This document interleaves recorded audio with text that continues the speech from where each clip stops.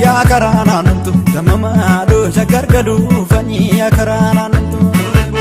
yom alarganki ya ke abdunantu damamado yom alarganki ya ke abdunantu ambo gubba nifta kabsa fanusi damamado gudar gubba nifta kabsa fanusi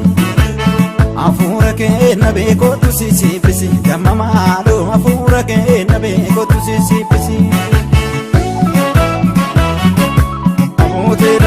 amote daga jarrofu ma wala amote daga jarrofu ma wala salale bo male barana salale bo male yawana najesi bakuma gara ko male salale tigalani shukuti male malidatani gade wano fitu kubani kai dabukisani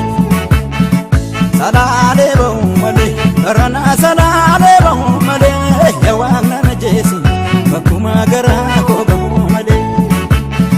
salale tigalani shimala male markabatani gade wano fitu kubani kai dabukisani otu kolo nato sina fagate jirta biyar maya ono fitu fagona rahidate maluano fitu nagina kena dibe ya dae ya kolo duntu tiya onen kamte dafi kolo nato shagar gidu tasbai ko tume ya awano fitu bin sagoro roti otu kolo nato dalla kapsi buburak le dalla ya kolo duntu kai apa kenyati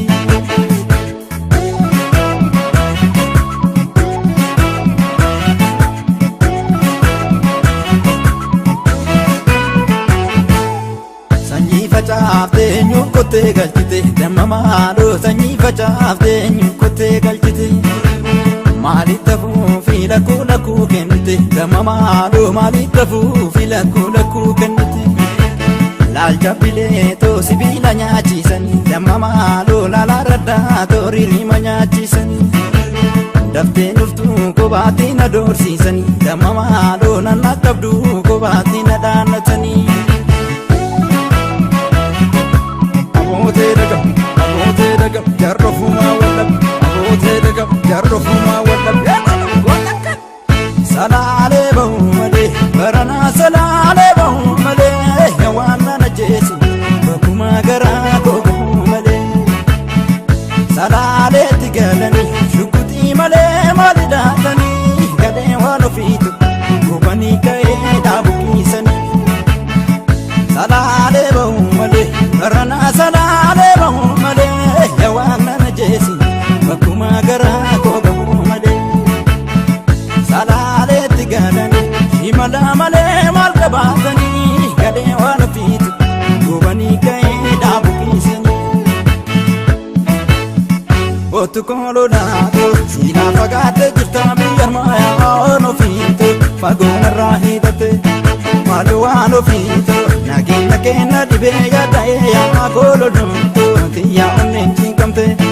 dafi kolo nato